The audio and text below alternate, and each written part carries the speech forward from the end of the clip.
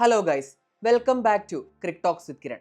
ഈ ക്രിക്കറ്റ് പ്രാന്തിന്റെ കൂടെ ഒരല്പം സിനിമാ പ്രാന്തുള്ളതിനാൽ ഇന്നലെ വീഡിയോ ഇടാൻ കഴിഞ്ഞില്ല. എമ്പുരാന്റെ പുറകിലായിരുന്നു. പിന്നെ ഒരു സന്തോഷ വാർത്തയുണ്ട്, നമ്മുടെ ചാനൽ 500 സബ്സ്ക്രൈബേഴ്സ് പിന്നിട്ടിരിക്കുന്നു. മലയാളത്തിലെ ഏറ്റവും മികച്ചൊരു ക്രിക്കറ്റ് കമ്മ്യൂണിറ്റി ബിൽഡ് ചെയ്യുക എന്നുള്ളതാണ് എൻ്റെ ലക്ഷ്യം. ആ ലക്ഷ്യത്തിലേക്കുള്ള ഒരു ചെറിയ സ്റ്റെപ്പാണ് നമ്മളിവിടെ പിന്നിട്ടിരിക്കുന്നത്.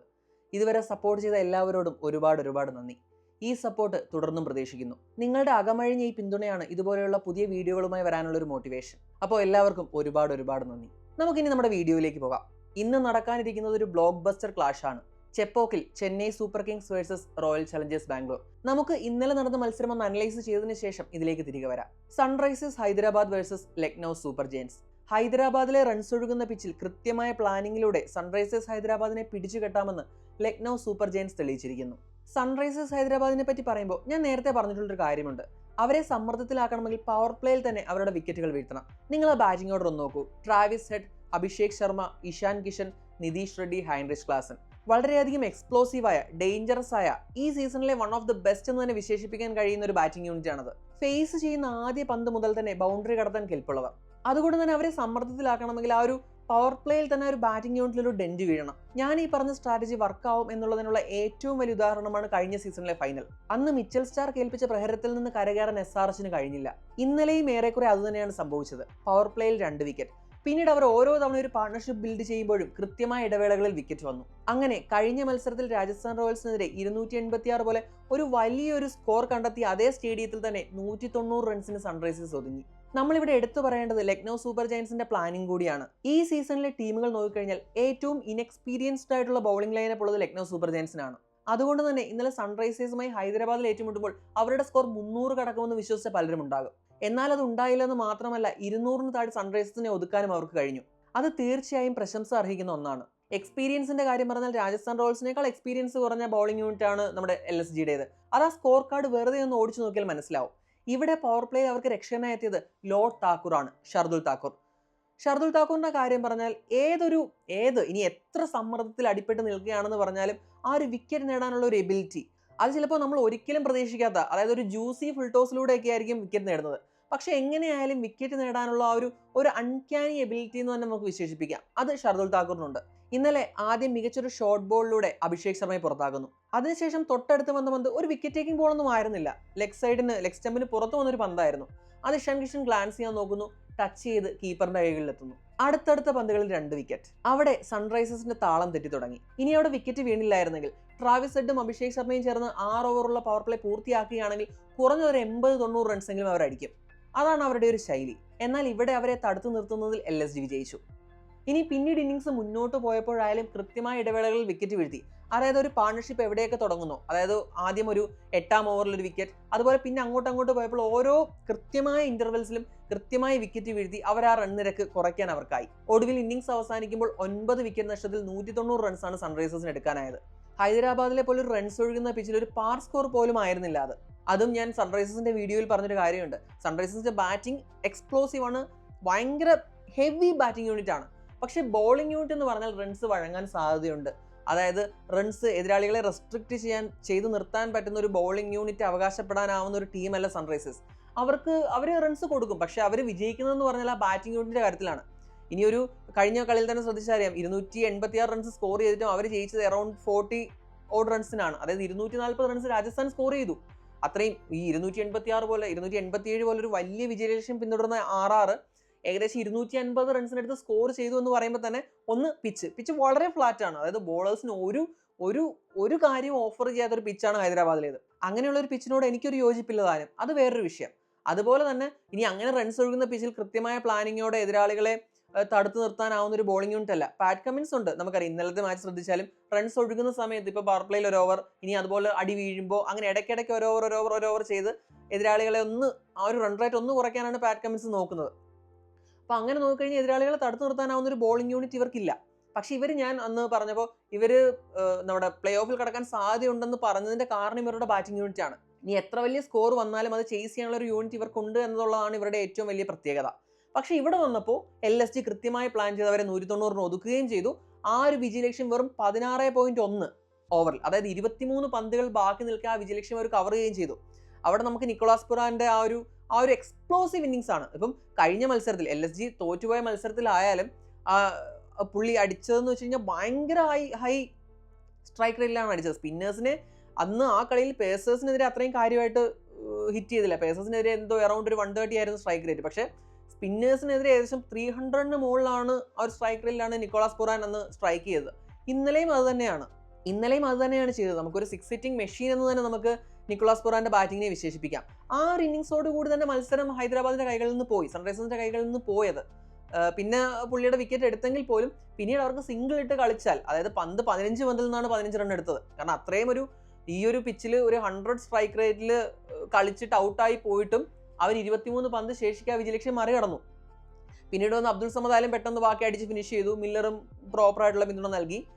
അതിനു മുമ്പ് മിച്ചൽ മാർഷ് തുടർച്ചയായ 2ാം മത്സരത്തിലും 50 നേടി. മിച്ചൽ മാർഷ് കൺസിസ്റ്റന്റ് ആയിട്ടാണ് അവർക്ക് വേണ്ടി ബാറ്റ് ചെയ്യുന്നത്. അപ്പം അങ്ങനെ വന്നു കഴിഞ്ഞപ്പോൾ ആ ഒരു നിക്കോളാസ് പുറാന്റെ ആ ഒരു ഇന്നിങ്സൂടെ വന്നപ്പോഴത്തേന് മത്സരം ആ ഒരു ഇന്നിങ്സോടെ, ആ ഒരു അറ്റാക്ക് വന്നതോടെ ഹൈദരാബാദിന്റെ കയ്യിൽ നിന്ന് പോയി. പിന്നെ അവർക്ക് കാര്യമായിട്ട് അതിനകത്തൊന്നും ചെയ്യാനില്ല.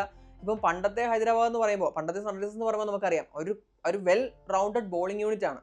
അവരുടെ ബാറ്റിങ്ങിന് ഏകദേശം ഡേവിഡ് വാർണർ ഒറ്റയ്ക്ക് തൻ്റെ ചുമലിലേറ്റി നടന്നൊരു സമയം ഉണ്ടായിരുന്നു അവർക്ക്. ആ സമയം ഡേവിഡ് വാർണർ ആയിരുന്നു അവരുടെ ബാറ്റിങ്ങിന് നെടുന്തൂണ്. പക്ഷെ അവർ വിജയിച്ചിരുന്നത് ബോളിങ്ങിന്റെ ബലത്തിലാണ്.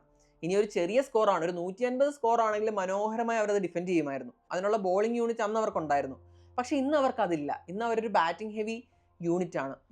ഇന്നലെ സംഭവിച്ചതുപോലെ എതിരാളികൾ കൃത്യമായി പ്ലാൻ ചെയ്ത് അവരുടെ ബാറ്റിങ്ങിനെ ഒരു ചെറിയ സ്കോർ എന്ന് പറഞ്ഞാൽ ഒരു 190 എന്ന് പറഞ്ഞു കഴിഞ്ഞാൽ സാധാരണ ഒരു T20 അപേക്ഷിച്ച് ഒരു ചെറിയ സ്കോറല്ല. പക്ഷെ ഹൈദരാബാദ് പിച്ചിൽ അതൊരു ചെറിയ സ്കോറാണ്. അപ്പം അങ്ങനെ വന്നു കഴിഞ്ഞാൽ ഇവര് ജയിക്കുക കുറച്ച് ബുദ്ധിമുട്ടാണ്. ഇപ്പം നേരെ തിരിച്ച് ഹൈദരാബാദ് ചേസ് ചെയ്യുകയായിരുന്നെങ്കിൽ അത്രയും പ്രശ്നം വരില്ല.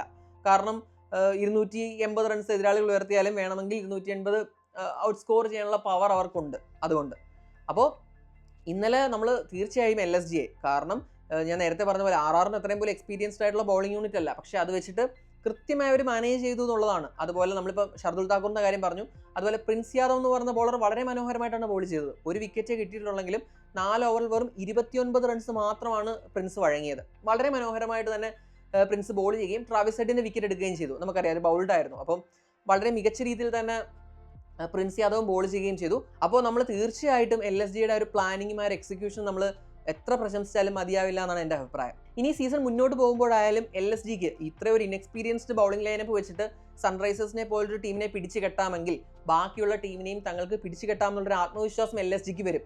അത് ഈ സീസണിൽ അവർക്ക് ഒരു ടഫ് സീസൺ ആയിരിക്കും. കാരണം മയങ്ക് യാദവ് ഇഞ്ചുറി കാരണം ഇതേവരെ ക്ലിയറൻസ് കിട്ടിയിട്ടില്ല. മോഹ്സിൻ പുറത്തായി ഇഞ്ചുറി കാരണം. അങ്ങനെ ഒരുപാട് കഷ്ടപ്പെടുന്ന ഒരു ടീമാണ് LSG. പക്ഷേ ഈ ഒരു വിജയം ഹൈദരാബാദിലെ പോലൊരു പിച്ചിൽ സൺറൈസേഴ്സിനെതിരെ നേടിയ ഒരു വിജയം അവർക്ക് തീർച്ചയായിട്ടും ഒരു മുതൽക്കൂട്ടാവും എന്ന് തന്നെയാണ് എനിക്ക് തോന്നുന്നത്. ഇനി സൺറൈസേഴ്സിന്റെ കാര്യം എടുത്താൽ അവർ അടുത്ത കളിയിൽ തീർച്ചയായിട്ടും തിരിച്ചു വരും. കാരണം എന്ന് വെച്ചാൽ അവരുടെ ടോപ്പ് ഓർഡർ എല്ലാ കളിയും 2-3 വിക്കറ്റ് പവർ പ്ലേയിൽ എടുക്കുക എന്ന് പറഞ്ഞു കഴിഞ്ഞാൽ ചിലപ്പോൾ നടക്കുന്ന കാര്യമല്ല. അപ്പോൾ അതുകൊണ്ട് തന്നെ അടുത്ത കളി ചിലപ്പോൾ അവർ 200 മേളിൽ അടിക്കും, മത്സരങ്ങൾ ജയിക്കും. പക്ഷേ ഞാൻ പറഞ്ഞ പോലെ ചില മത്സരത്തിൽ ഇതുപോലെ പണി കിട്ടും. ആ പണി കിട്ടിക്കഴിഞ്ഞാൽ ആ കളി തോൽക്കുകയും ചെയ്യും. ചിലപ്പോൾ ഈ ഫൈനലിലൊക്കെ ആയിരിക്കും കഴിഞ്ഞ സീസണിലെ പോലെ പണി കിട്ടുന്നത്, അതായത് പവർ പ്ലേയിൽ പടപടാന്ന് വിക്കറ്റ് പോകുന്നത്. അങ്ങനെ വരുമ്പോൾ, അങ്ങനെ ഒരു പവർ പ്ലേയിൽ അവരുടെ ഒരു 3 വിക്കറ്റ്സ് എടുക്കാൻ കഴിഞ്ഞാൽ എതിർ ടീമിന് കാര്യങ്ങൾ എളുപ്പമാവും. അപ്പോൾ അങ്ങനെ പ്ലാൻ ചെയ്ത് തന്നെ ആയിരിക്കും ഇന്നലെ LSGയുടെ പ്ലാനിങ് കീനായിട്ട് വാച്ച് ചെയ്തിട്ടായിരിക്കും ബാക്കിയുള്ള ടീമുകൾ വരുന്നത്.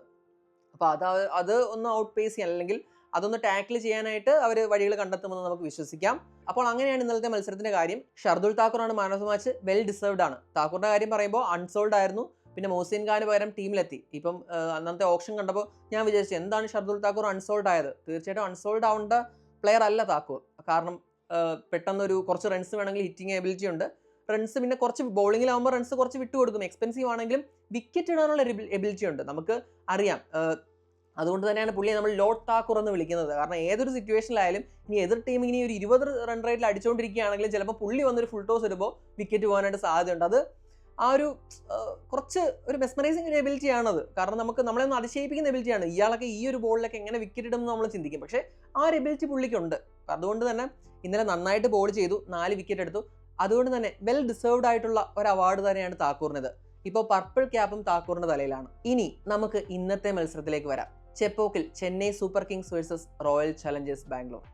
ഒരു ബ്ലോക്ക് ബസ്റ്റർ ക്ലാഷ് ആണ്. MS Dhoni versus Virat Kohli. IPL ഏറ്റവും മികച്ച ഫാൻ ബേസ് ഉള്ള 3 ടീമുകളിൽ 2 ടീമുകൾ ഏറ്റുമുട്ടുന്നു. സമൂഹ മാധ്യമങ്ങളിൽ ഈ രണ്ട് ടീമിന്റെയും ആരാധകർ പരസ്പരം ചേരിതിരിഞ്ഞ് ഏറ്റുമുട്ടാറുണ്ട്. പ്രത്യേകിച്ച് ആ കഴിഞ്ഞ സീസണിലെ ആ മത്സരത്തിന് ശേഷം. കഴിഞ്ഞ സീസണിൽ ചിന്നസ്വാമി സ്റ്റേഡിയത്തിൽ വെച്ച് RCBയും CSKയും ഏറ്റുമുട്ടുമ്പോൾ ആ മത്സരം ഇരു ടീമിനും തുല്യ പ്രാധാന്യമുള്ളതായിരുന്നു. അവരിൽ ഒരാൾക്ക് മാത്രമാണ് അവസാന നാലിലേക്ക് കടക്കാൻ അവസരമുണ്ടായിരുന്നത്. അത് RCB വിജയിക്കുകയും ചെയ്തു. അതിനുശേഷം RCB നടത്തിയ വിജയാഘോഷമൊക്കെ അല്പസ്വല്പം വിവാദങ്ങൾക്ക് വഴിവെച്ചിരുന്നു. അന്ന് ചിന്നസ്വാമിയിൽ വെച്ചേറ്റ പരാജയത്തിന് ചെപ്പോക്കിൽ വെച്ച് ഇന്ന് മറുപടി നൽകുമെന്ന് ചെന്നൈ സൂപ്പർ കിങ്സ് ആരാധകർ സമൂഹ മാധ്യമങ്ങളിൽ ഉറക്കെ വിളിച്ചു പറയുന്നു. എന്നാൽ ഇന്നത്തെ മത്സരത്തിലേക്ക് വന്നാൽ മത്സരം നടക്കുന്നത് ചെന്നൈ സൂപ്പർ കിങ്സിന്റെ ഹോം ഗ്രൗണ്ടായ MA ചിദംബരം സ്റ്റേഡിയത്തിലാണ്, ചെപ്പോക്കിൽ. ചെപ്പോക്കിലെ ഹിസ്റ്ററി നമ്മൾ പരിശോധിക്കുകയാണെങ്കിൽ ഒരു തുല്യ ശക്തികൾ, അതായത് ഇരു ഈക്വൽ റെക്കോർഡുള്ള ടീമുകൾ തമ്മിലുള്ള പോരാട്ടമല്ല ഇന്ന്. ഇവർ തമ്മിലുള്ള overall head to head statistics പരിശോധിക്കുകയാണെങ്കിൽ 33 മത്സരങ്ങളിൽ 22 തവണയും ജയിച്ചത് ചെന്നൈ സൂപ്പർ കിങ്സ് ആണ്. 11 തവണ മാത്രമാണ് CSKയെ തോൽപ്പിക്കാൻ RCB കഴിഞ്ഞിട്ടുള്ളത്.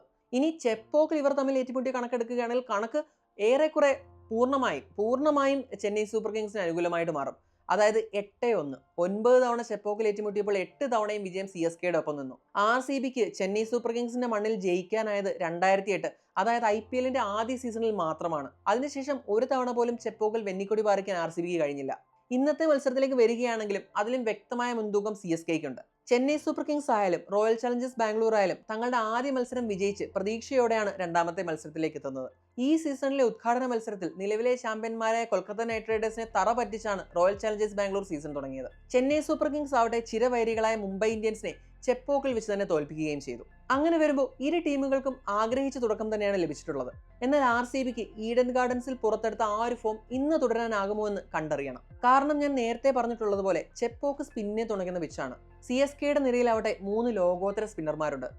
രവിചന്ദ്രൻ അശ്വിൻ, രവീന്ദ്ര ജഡേജ, പിന്നീട് യങ് സെൻസേഷനായ നൂർ അഹമ്മദ്. ഇനി RCBയുടെ കാര്യം എടുത്താൽ കൃണാൽ പാണ്ഡ്യ നല്ല ഫോമിലാണ്. പിന്നീട് അത്രയും എക്സ്പീരിയൻസ് ഉള്ളൊരു സ്പിന്നർ അവർക്കില്ല. പിന്നെയുള്ളത് സുയാഷ് ശർമ്മയാണ്. സുയാഷ് ശർമ്മ നമുക്കറിയാം അത്ര എക്സ്പീരിയൻസ്ഡ് അല്ല. പിന്നീടുള്ള ഓപ്ഷൻ എന്ന് വെച്ച് കഴിഞ്ഞാൽ കഴിഞ്ഞ മത്സരത്തിൽ കളിച്ചില്ല എങ്കിൽ പോലും സ്വപ്നിൽ സിംഗിനെ വേണമെങ്കിൽ ആഡ് ചെയ്യാം. ഇനി അല്ലെങ്കിൽ പിന്നെ പാർട്ട് ടൈം ബോളിംഗ് ഓപ്ഷനായ ലിയാം ലിവിങ്സ്റ്റൺ ആണുള്ളത്. ചെന്നൈ സൂപ്പർ കിങ്സുമായിട്ട് നമുക്ക് ഒരു കാരണവശാലും കമ്പയർ ചെയ്യാൻ പറ്റുന്ന ഒരു സ്പിൻ സ്ട്രെങ്ത് അല്ല RCBക്കുള്ളത്. അതുകൊണ്ട് ചെപ്പോക്കിലെ പിച്ച് സ്പിന്നിനെ തുണയ്ക്കുകയാണെങ്കിൽ തീർച്ചയായും വ്യക്തമായ മുൻതൂക്കം ചെന്നൈ സൂപ്പർ കിങ്സിനുണ്ട്. ഇനി ബാറ്റിംഗിലേക്ക് വരികയാണെങ്കിലും ഞാൻ പറഞ്ഞ പോലെ പിച്ച് സ്പിന്നിനെ തുണയ്ക്കുകയാണെങ്കിൽ RCBയുടെ കാര്യം കുറച്ച് പരുങ്ങലിലാണ്. RCB ടീമിൽ പേസ് ബൗളിങ്ങിനേക്കാൾ സ്പിന്നിനെതിരെ സ്ട്രൈക്ക് റേറ്റ് കൂടുതലുള്ളത് ക്യാപ്റ്റനായ രജത് പട്ടിദാറിന് മാത്രമാണ്. അതുപോലെ ജിതേഷ് ശർമ്മയും സ്പിന്നിനെതിരെ നല്ല സ്ട്രൈക്ക് റേറ്റ് ഉള്ള താരമാണ്. ഇനി ഓപ്പണിംഗ് ബാറ്ററായ ഫിൽ സാൾട്ടിന്റെ കാര്യം പറയുകയാണെങ്കിൽ പേസിന്റെ അത്രയും വരുന്നില്ലെങ്കിലും സാമാന്യം ഭേദപ്പെട്ടൊരു സ്ട്രൈക്ക് റേറ്റ് ഫിൽ സാൾട്ടിനുണ്ട്. എന്നാൽ മധ്യനിരയിലെ നെടുന്തൂണായ ലിയാൻ ലിവിങ്സ്റ്റന്റെ കാര്യം കഷ്ടമാണ്. സ്പിന്നിനെതിരെ ഏകദേശം 107 സ്ട്രൈക്ക് റേറ്റ് മാത്രമാണ് ലിവിങ്സ്റ്റോണിലുള്ളത്. ഇനി വിരാട് കോഹ്ലിയുടെ കാര്യം പറയുകയാണെങ്കിൽ പേസുമായിട്ടുള്ള സ്ട്രൈക്ക് റേറ്റ് വെച്ച് കമ്പയർ ചെയ്യുമ്പോൾ സ്പിന്നിനെതിരെയുള്ള സ്ട്രൈക്ക് റേറ്റ് കുറവാണ്. എന്നാൽ കഴിഞ്ഞ സീസണിന്റെ രണ്ടാം പകുതി, അതായത് കഴിഞ്ഞ സീസണിലെ ആദ്യ 7 മത്സരങ്ങൾക്ക് ശേഷം പിന്നീട് കണ്ടത് വേറൊരു വിരാട് കോഹ്ലി ആയിരുന്നു. അതായത് സ്പിന്നിനെതിരെ കൂടുതൽ അറ്റാക്ക് ചെയ്ത് കളിക്കുന്ന, അതുവരെ തന്റെ കരിയറിൽ അങ്ങനെ അധികം ഉപയോഗിക്കാത്ത സ്വീപ്പും സ്ലോക്ക് സ്വീപ്പുകളും എല്ലാം യഥേഷ്ടം കളിക്കുന്ന ഒരു വിരാട് കോഹ്ലിയാണ് നമ്മൾ കണ്ടത്. കഴിഞ്ഞ മത്സരത്തിൽ കൊൽക്കത്തയ്ക്കെതിരെയും അതേ തന്ത്രം തന്നെ വിരാട് കോഹ്ലി പുറത്തെടുത്തു. കഴിഞ്ഞ മത്സരത്തിൽ വിരാട് കോഹ്ലിയുടെ സ്പിന്നേഴ്സിനെതിരെയുള്ള കണക്കുകൾ നമ്മൾ നോക്കുകയാണെങ്കിൽ ഓരോ 5 ബോളിൽ ഒരിക്കലും ഒരു സ്ലോക്ക് സ്വീപ്പ് അല്ലെങ്കിൽ സ്വീപ്പ് കോഹ്ലി ട്രൈ ചെയ്തിട്ടുണ്ട്. ആ ഒരു സ്ട്രാറ്റജി ചെപ്പോക്കിലും വിരാട് കോഹ്ലിക്ക് സക്സസ്ഫുൾ ആയി പുൾ ഓഫ് ചെയ്യാൻ പറ്റുമോ എന്നാണ് എല്ലാവരും ഉറ്റുനോക്കുന്നത്. ഈഡൻ ഗാർഡൻസിനെ അപേക്ഷിച്ച് സ്പിന്നിനെ നന്നായി പിന്തുണയ്ക്കുന്ന പിച്ചാണ് ചെപ്പോക്കിലേത്. നമുക്കിനി സാധ്യതാ ടീമിലേക്ക് വരാം. മുംബൈ ഇന്ത്യൻസുമായി നടന്ന മാച്ച് കമ്പയർ ചെയ്യുമ്പോൾ അങ്ങനെ വ്യത്യാസങ്ങളൊന്നും CSK സൈഡിൽ വരാൻ സാധ്യതയില്ല. അല്ലെങ്കിൽ തന്നെ CSK അങ്ങനെ ചോപ്പ് ആൻഡ് ചേഞ്ച് നടത്തുന്ന ഒരു ടീമല്ല. ഇനി റിസൾട്ട് എതിരാണെങ്കിൽ പോലും അവരവരുടെ താരങ്ങൾക്ക് ഒരു ലോങ് റോപ്പ് കൊടുക്കാറുണ്ട്. പിന്നെ നമ്മൾ നേരത്തെ പ്രെഡിക്റ്റ് ചെയ്ത, അതായത് മുംബൈ ഇന്ത്യൻസ് മത്സരത്തിന് മുമ്പ് പ്രെഡിക്റ്റ് ചെയ്ത ആ ഒരു സാധ്യത പ്ലേയിങ് 12-ൽ ഒരു പ്രധാന വ്യത്യാസം മാത്രമേ ഉണ്ടായിരുന്നുള്ളൂ. ഫുള്ളി ഫിറ്റ് അല്ലാതിരുന്ന മദീഷ പതിരാന ആ മത്സരം കളിച്ചിരുന്നില്ല. ഈ മത്സരത്തിലേക്ക് വരുമ്പോൾ അത് മാത്രമാണ് ചിലപ്പോൾ ഒരു ചേഞ്ച് നമുക്ക് എക്സ്പെക്ട് ചെയ്യാനാവുന്നത്. മദീഷ പതിരാന ടീമിൽ എത്തുകയാണെങ്കിൽ ഒന്നുകിൽ നഥാൻ എല്ലിസ് അല്ലെങ്കിൽ സാം കറൻ, ഇവർ രണ്ടിൽ ഒരാൾ പുറത്താവും. സാം കറന്റെ കാര്യം അറിയാം, കഴിഞ്ഞ മത്സരത്തിൽ കാര്യമായ പ്രകടനം നടത്താൻ കഴിഞ്ഞില്ല. ഒരു ഓവർ എന്തോ എറിഞ്ഞു, അതിനാകപ്പാടെ 13 റൺസ് കൊടുക്കുകയും ചെയ്തു. ബാറ്റിംഗിലായാലും 4 റൺസ് എന്തോ മാത്രമേ എടുക്കാൻ സാം കറന് കഴിഞ്ഞുള്ളൂ. ഇപ്പോൾ സാം കറൻ അത് വലിയ ഫോമിലുള്ള ഒരു പ്ലെയറും അല്ല. അപ്പം ഞാൻ കഴിഞ്ഞ കൊൽക്കത്തയുടെ കാര്യം പറഞ്ഞപ്പോൾ ക്വിന്റൺ ഡീകോക്കിന്റെ ടൈം ഇങ്ങനെ റൺഔട്ട് ആയിക്കൊണ്ടിരിക്കുകയാണെന്ന് പറഞ്ഞു. തൊട്ടടുത്ത മത്സരത്തിൽ 97 റൺസുമായിട്ട് ഡീകോക്ക് തിളങ്ങി. അതുപോലെ ഇന്ന് സാം കറാനും തിളങ്ങാൻ കഴിയട്ടെ. ഇല്ലെങ്കിൽ തീർച്ചയായിട്ടും സാം കറാന് ഒരു റീപ്ലേസ്മെന്റ് സമീപ ഭാവിയിൽ തന്നെ വരാൻ, അതായത് വരും മത്സരങ്ങളിൽ തന്നെ വരാൻ സാധ്യതയുണ്ട്. ഇനി പതിരാനെ അവർക്ക് ഇൻക്ലൂഡ് ചെയ്യണം എന്നാണെങ്കിൽ ഒന്നുകിൽ നഥാൻ എല്ലിസ് ആയിരിക്കും പുറത്തു പോവുക. അതൊരു ലൈക്ക് ഫോർ ലൈക്ക് ആണ്. ഇനി അല്ല, എല്ലിസിനെ തന്നെ വെച്ചുകൊണ്ടാണ് പതിരാനെയും കൂടി ഇൻക്ലൂഡ് ചെയ്യാൻ നോക്കുന്നതെങ്കിൽ സാം കറാൻ ആയിരിക്കും പോകുന്നത്. അപ്പോൾ ആ ഒരു ചേഞ്ച് മാത്രമാണ് ചെന്നൈ നിരയിൽ എക്സ്പെക്ട് ചെയ്യാനാവുന്നത്. ഇനി നമ്മൾ റോയൽ ചലഞ്ചേഴ്സ് ബാംഗ്ലൂരിൻ്റെ കാര്യം പറഞ്ഞാലും ഇപ്പോൾ CSKയുടെ പതിരാനയുടെ കാര്യം പറഞ്ഞ പോലെ ഫുള്ളി ഫിറ്റ് അല്ലാതിരുന്ന ഭുവനേശ്വർ കുമാർ ആദ്യ മത്സരം കളിച്ചിരുന്നില്ല. അപ്പം ഫിറ്റ് ആണെങ്കിൽ തീർച്ചയായിട്ടും ഭുവനേശ്വർ കുമാർ ഈ ടീമിൽ തിരിച്ചെത്തും. അങ്ങനെ വരുമ്പോൾ റസിക് സലാംദർ ആയിരിക്കും വഴിമാറാൻ സാധ്യതയുള്ളത്. ഇനി ടീമിലേക്ക് ഒരു സ്പിന്നറെ കൂടി, അതായത് സ്പിന്നെ തുണയ്ക്കുന്ന വെച്ചിൽ ഒരു സ്പിന്നെ കൂടി ഇൻട്രൊഡ്യൂസ് ചെയ്യണം എന്നാണെങ്കിൽ ഒന്ന് സ്വപ്നിൽ സിംഗ് ഉണ്ട്, അല്ലെങ്കിൽ പിന്നെ മോഹിത് രതി എന്ന് പറഞ്ഞൊരു യങ് സ്പിന്നർ ഉണ്ട്. അപ്പോൾ അങ്ങനെ ഒരു അഡീഷനോടെ ചിലപ്പം ഉണ്ടായേക്കാം. അങ്ങനെ വരുമ്പോൾ ഈ രണ്ട് ടീമിൻ്റെ കാര്യത്തിലായാലും കൂടിപ്പോയാൽ ഒരു ചേഞ്ചൊക്കെ വരാൻ സാധ്യത കാണുന്നുള്ളൂ. അപ്പോൾ അങ്ങനെയാണ് ടീം ന്യൂസ് വരുന്നത്. ഇനിയും players to watch out for അത് പറഞ്ഞു കഴിഞ്ഞാൽ RCB നിരയിൽ നിന്ന് രജത് പട്ടിദാർ. RCB നിരയിൽ സ്പിന്നെതിരെ ഏറ്റവും മികച്ച സ്ട്രൈക്ക് റേറ്റ് ഉള്ളത് രജത് പട്ടിദാറിനാണ്. ഇപ്പോൾ നൂർ അഹമ്മദ് മിഡിൽ ഓവേഴ്സിൽ എറിയാൻ വരുമ്പോൾ, ഞാൻ നേരത്തെ എപ്പോഴും പറഞ്ഞിട്ടുള്ള കാര്യമാണ്, സ്പിന്നിൻ്റെ ഒരു അല്പം പിന്തുണ കിട്ടിയാൽ നൂർ അഹമ്മദിനെ റീഡ് ചെയ്യാൻ ഭയങ്കര ബുദ്ധിമുട്ടാണ്. നൂർ അഹമ്മദ് അത്രയും ഡേഞ്ചറസ് ആയിട്ട് മാറുന്ന പ്ലെയറാണ്. അത് കഴിഞ്ഞ മത്സരത്തിൽ നമ്മൾ കണ്ടതുമാണ്. 4 ഓവറിൽ 18 റൺസ് മാത്രം വിട്ടുകൊടുത്തിട്ടാണ് 4 വിക്കറ്റ് നൂർ എടുത്തത്. അപ്പോൾ നൂർ അഹമ്മദ് വേഴ്സസ് രജത് പട്ടിദാർ ആ ഒരു കോൺടെസ്റ്റ് നമുക്ക് ഒരു മൗത്ത് വാട്ടറിങ് കോൺടെസ്റ്റ് ആയിരിക്കും. അതായത് നമ്മൾ പ്രതീക്ഷയോട് ഉറ്റുനോക്കുന്ന ഒരു മാച്ചപ്പാണത്. ഇതിൽ നമ്മുടെ നൂർ അഹമ്മദിനെ ഡോമിനേറ്റ് ചെയ്യാൻ രജത് പട്ടിദാറിന് കഴിഞ്ഞാൽ അത് RCBക്ക് നല്ലതാണ്. അങ്ങനെ വന്നു കഴിഞ്ഞാൽ ചെന്നൈയുടെ ആ ഒരു സ്ട്രാറ്റജിയിൽ ചെറിയൊരു ഹിറ്റ് കിട്ടും. കാരണം നൂർ അഹമ്മദിനെ അങ്ങനെ രജത് പട്ടിദാർ അറ്റാക്ക് ചെയ്യുകയാണെങ്കിൽ അത് ഇത് ബാക്കിയുള്ള ഇപ്പം രവീന്ദ്ര ജഡേജയും തീർച്ചയായിട്ടും കടന്ന് ആക്രമിക്കും, രജത് പട്ടിദാർ കടന്ന് ആക്രമിക്കും. അങ്ങനെ വരുമ്പോൾ അവരുടെ ആ ഒരു സ്പിൻ സ്ട്രാറ്റജി ചെറുതായിട്ടൊന്ന് പാളിപ്പോകാൻ സാധ്യതയുണ്ട്. ഇതും രജത് പട്ടിദാർ ആ ഒരു ഫോമിൽ അറ്റാക്ക് ചെയ്താൽ, അതായത് നൂർ അഹമ്മദിനെയും അതുപോലെ തന്നെ ജഡേജയും അറ്റാക്ക് ചെയ്താൽ മാത്രം സംഭവിക്കുന്ന കാര്യമാണ്. മെയിൻലി അത് അങ്ങനെ ഒരു സംഭവിച്ചാൽ, അങ്ങനെ നൂർ അഹമ്മദിനെ ഡോമിനേറ്റ് ചെയ്യാൻ രജത് പട്ടിദാറിന് കഴിഞ്ഞാൽ മിഡിൽ ഓവേഴ്സിൽ RCB കാര്യങ്ങൾ എളുപ്പമാവും. ഇനി നൂർ അഹമ്മദിന് അല്ലെങ്കിൽ രവീന്ദ്ര ജഡേജയ്ക്ക് അല്ലെങ്കിൽ നമ്മുടെ അശ്വിന് രജത് പട്ടിദാറിന്റെ വിക്കറ്റ് വീഴ്ത്താൻ കഴിഞ്ഞാൽ RCBയുടെ കാര്യം കഷ്ടമാണ്. അങ്ങനെ വന്നു കഴിയുമ്പോൾ സ്ക്യൂസ് ചെയ്യാൻ RCBയെ അങ്ങനെ ആ ഒരു സ്പിൻ 3 പേരൂടെ ചേർന്നിട്ട് ആ ഒരു റൺസ് സ്ക്വീസ് ചെയ്തിട്ട് ഒരു ബിലോ പാർ ടോട്ടലിൽ RCB ഒതുക്കാൻ നല്ല സാധ്യത ഞാൻ കാണുന്നുണ്ട്. അപ്പോൾ എൻ്റെ അഭിപ്രായത്തിൽ ഈ മത്സരത്തിൻ്റെ വിധി നിർണ്ണയിക്കാൻ പോകുന്നത് നമ്മുടെ CSKയുടെ സ്പിന്നർമാരും അതുപോലെ RCBയുടെ ബാറ്റർമാരും തമ്മിലുള്ള ആ ഒരു പോരാട്ടമായിരിക്കും. ഇപ്പം ഞാൻ പറഞ്ഞ പോലെ രജത് പട്ടിദാറാണ് അവിടെ ഒരു കീ ഹോൾഡ് ചെയ്യുന്നത്. നമുക്കറിയാം വിരാട് കോഹ്ലി ഇന്നിങ്സ് ആങ്കർ ചെയ്ത് ഇപ്പം വേണ്ടപ്പോൾ, കാരണം കുറച്ച് ടഫ് പിച്ച് ആണെങ്കിൽ ഒരു ആങ്കറിങ് എന്തായാലും വേണ്ടി വരും. അങ്ങനെ വരുമ്പോൾ വിരാട് കോഹ്ലി ആ റോള് കൃത്യമായിട്ട് ചെയ്യും. ഇപ്പോൾ നേരത്തെ പറഞ്ഞ പോലെ ഒരു സ്വീപ്പും സ്ലോക്ക് സ്വീപ്പും എല്ലാം വിരാട് കോഹ്ലി യൂസ് ചെയ്യും എന്നുള്ളത് ഉറപ്പാണ്. പക്ഷേ നല്ലൊരു ഹൈ സ്കോറിൽ എത്താനായിട്ട് സ്പിന്നേഴ്സിനെ പക്കയായിട്ട് ഡോമിനേറ്റ് ചെയ്യണം. അതിന് കേപ്പബിൾ ആയിട്ടുള്ളൊരു ബാറ്റർ രജത് പട്ടിദാറാണ്. അപ്പോൾ Rajat Patidar versus CSK spinners, especially Noor Ahmad, ആ ഒരു പോരാട്ടമാണ് ഇതിനകത്ത് ഒരു വിധി നിർണ്ണയിക്കാൻ സാധ്യത എന്നാണ് എനിക്ക് തോന്നുന്നത്. അങ്ങനെ സ്പിന്നർമാരെ ഡോമിനേറ്റ് ചെയ്യാൻ കഴിഞ്ഞില്ലെങ്കിൽ ഒരു ബിലോ പാർ സ്കോറിന് RCBയെ ചുരുട്ടിക്കെട്ടാൻ, CSK സ്പിന്നേഴ്സ് ചുരുട്ടിക്കെട്ടാൻ നല്ല സാധ്യത കാണുന്നുണ്ട്. അങ്ങനെ വരുമ്പോൾ CSK കാര്യങ്ങൾ കുറച്ചുകൂടി എളുപ്പമാവും. ഇനി ഒരു മൊത്തത്തിൽ ചോദിച്ചു കഴിഞ്ഞാൽ ആ സ്പിൻ ഡിപ്പാർട്ട്മെന്റിലുള്ള ആ ഒരു മികവ് കൊണ്ട് തന്നെ ഒരു മുൻതൂക്കം CSKയ്ക്ക് ഉണ്ട് എന്നുള്ളത് സത്യമാണ്. അത് റെക്കോർഡ്സും അത് തന്നെയാണ് സൂചിപ്പിക്കുന്നത്. നിങ്ങൾക്ക് എന്താണ് തോന്നുന്നത്? കഴിഞ്ഞ സീസണിൽ ചിന്നസ്വാമിയിലേറ്റ പരാജയത്തിന് പ്രതികാരം ചെയ്യാൻ CSKയ്ക്ക് കഴിയുമോ? അതോ 2008 ശേഷം ആദ്യമായി RCB ചെപ്പോക്കിൽ വെന്നിക്കൊടി പാറിക്കുമോ? നിങ്ങളുടെ അഭിപ്രായങ്ങൾ കമന്റ് ചെയ്യുക. അടുത്തൊരു വീഡിയോയുമായി ഉടൻ തന്നെ കാണാം. Thanks for watching cric talks with Kiran.